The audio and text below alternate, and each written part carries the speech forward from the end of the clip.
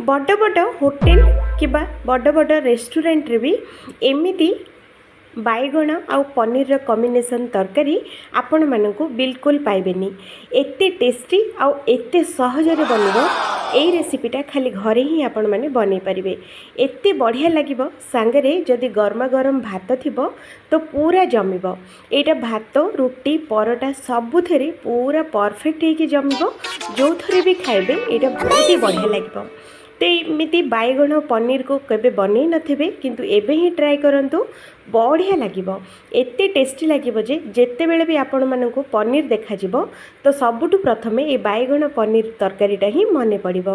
तो चलंतु आजिर जो स्पेशल रेसिपीटे आपण माने देखिबा पूर्वरु वीडियो को गोटे लाइक करबा संगे दया करके चैनल टी को सब्सक्राइब करंतु। तो चलंतु बनेबा।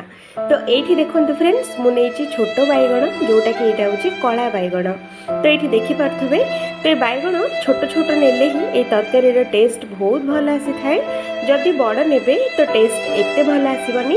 ये बैगण सब बेले देखिए छोट ही रोषे कले बहुत ही टेस्टी लगे। तो ये आम कौन करवा मुंडीटा छोट कईची अल्प टिके नाकु काटिबा आ अल्प टिके नाकु रखिबा आ गोटे बैगण को पछुआड़ू एमती 4 पीस करके आपको काटिबा। अधिक बिल्कुल काटिबेनी बास टिके छोट कटटा आपको लगेबे।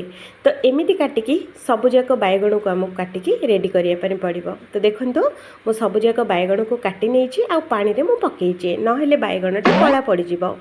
तो ये देखंतु मु नेछि पनीर जोटा कि मु एठी 250 पनीर नेछि। एटा मु दुकान रो किनिनी मु घरे तयारी करिछि। तो ये पनीरटा को कौन करवा आम 250 बैगण मुझे सांगे 250 पनीर नहीं। तो पनीर गुड़ा को एमती आम काटी नबा। तो देखो फ्रेंड्स एमती करके जो जमी इच्छा आपण मानक बड़ चाहिए बड़ पीसेस रखिपारे छोट चाहिए छोट पीसेस भी काटिकी रखिपारे। मुझे मीडियम साइज्र पीस गुड़ाक रखी। तो देखो एमती करके मु सबुतक पनीर काटिकी रेडी करची। तो देखो फ्रेंड्स ये मु पनीर पीस गुड़ाक ना बेसी बड़ रखिनी कि बेसी छोट भी रखिनी। तो आपण मैंने चाहिए घरे न करके पनीर दुकान रो भी किनि पारिबे। तो ये सब पनीर तक काटी सारा पर पैन बसैबा पैन रे दबा गोटे चामच तेल। तेलटा टिके नाकु गरम हो सारा पर ये आम जो पनीर गुड़ा जो काटिकी रखी थे तो सबुतक पनीर ये आम देदबा। आउ सांगरे अल्प टिके नाकु माने गोटे चुटकी हलदी गुंड पनीर रे दबा आउ बढ़िया से गोले नबा। फ्रेंड्स एटा को 2 ରୁ 3 मिनट पर्यंत भाजिबा। आर पूरा कलर चेंज हेबो आ बढ़िया से भाजी हैला पर्यंत। आ गैस रो फ्लेम टा को लो टू मीडियम रखिबे। हाई फ्लेम रे बिल्कुल बनइबेनी नहले पूरा पोड़ी जिवो। तो ये देखो फ्रेंड्स केते सुंदर कलर आसी आ सांगरे केते बढ़िया से भी भाजी भी होईची। तो एमती भाजी हो सारा पर आमको सबुतक पनीर आम बाहर कर नबा। तो देखो एमती करके बाहर कर नबा। आ पैन रे देखि परथबे अल्प टिके नाकु तेल अच्छी।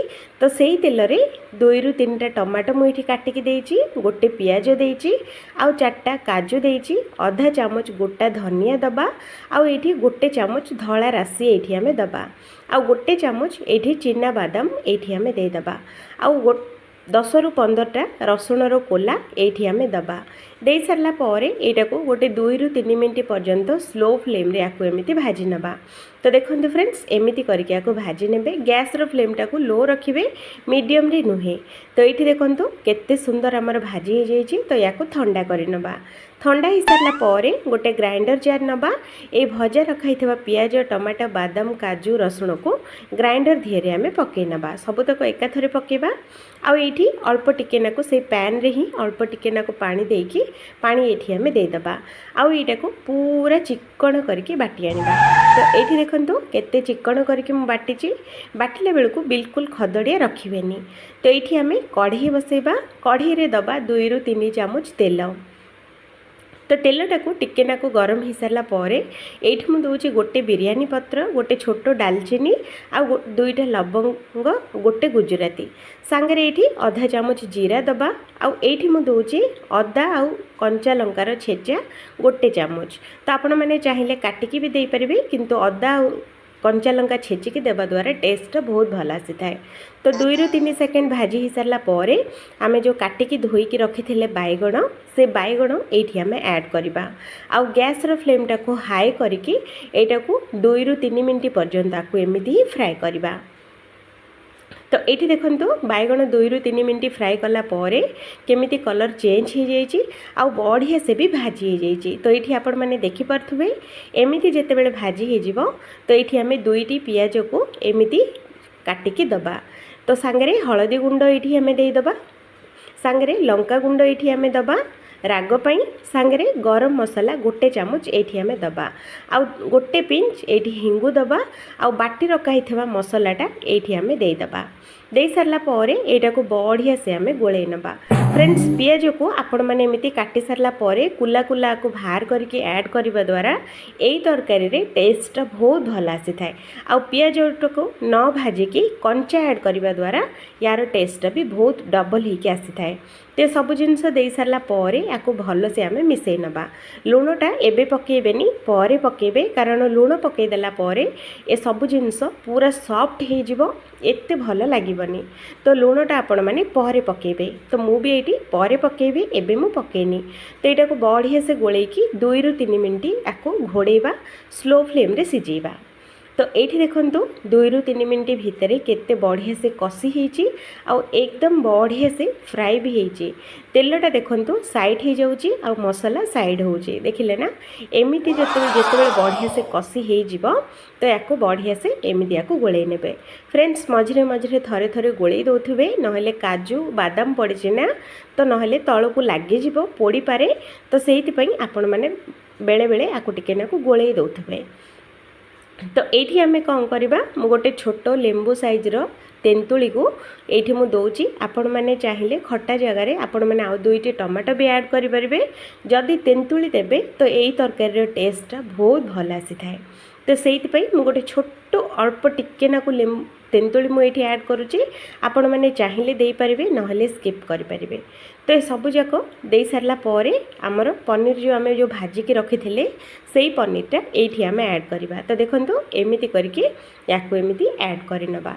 आउ आम दबा लास्ट रे लुण। तो देखो मुझे गोटा लुण दूची, आपण मैंने जदि गोटा लुण अच्छे तो निहाती दे पारिबे। तो ये मु लुण दे सारा पर आपको आउ थे भल से गोलेबा। फ्रेंड्स एटा को आपण मैंने बार बार बिल्कुल गोलेबेनी, नहेले बैगणटा फिटी पारे आ गुंड हो। तो से आपण मैंने बेसी गोलेबेनी, बस हल्का टिके टिके करके या गोलेबे। बेसी गोलेदेले बैगणटा एकदम फिटिज। तो ये आम आउ टिके नाको कभर करके 2 रु 3 मिनट आउरी सिझेबा। तो ये देखंतु 2 रु 3 मिनट पर ये मु दूची आधा चामच गुड़ देवा द्वारा, गुड़ मुझे दूची आमर लुण राग खट्टा सबुजाक जिनस पूरा एकदम गोटे बैलेंस हो आ टेस्ट बहुत भल आसीबो। तो से गुड़ देवा द्वारा ये आमको बेसी राग जना पड़बनी कि बेसी लुण कि बेसी खट्टा बिल्कुल जना पड़बनी, एकदम गोटे टेस्ट ही लगे। तो से मुझे गुड़ दूची, आपण मैंने गुड़ देवा द्वारा जगार चीनी भी दे पारिबे। तो यहाँ को गुड़ दे सारा पर यहाँ को आ गोटे सेकेंड घोड़े की छाड़दबा। तो ये देखंतु 1 ରୁ 2 मिनट पर मुझे देखौची तेल केमिति साइड हो जाउची आ तरकारी भी बनिकी एकदम रेडी होइची। तो ये देखंतु फ्रेंड्स ना बैगण फिटिची ना ये आमर बेसी माने सिझिची, एकदम बढ़िया से गोटा गोटा बैगण होइकी अछि, बैगण बोली बिल्कुल भी फिटिनी। तो पनीर पीस गुड़ाक देखंतु एकदम बढ़िया अछि। तो ये गर्मा गरम सर्व करंतु। आउ वीडियो भले लगे सब्सक्राइब निहाती करंतु, आउ वीडियो को गोटे लाइक करंतु। आउ एमिति बैगण आउ पनीर तरकारी निहाती थरे बनातु, समस्त को बहुत बढ़िया लगे। तो आउ थे देखा हम आउ गोटे नुआ आउ गोटे फ्रेश वीडियो रे। जय जगन्नाथ। से पर्यंत बनातु खातु आउ केमिति लागिला निहाती कमेंट करवाटा बिल्कुल भूलिबेनी। तो मु रोहुची फ्रेंड्स, आउ थे देखा हम आउ गोटे नुआ आउ गोटे फ्रेश वीडियो रे। से पर्यंत जय जगन्नाथ।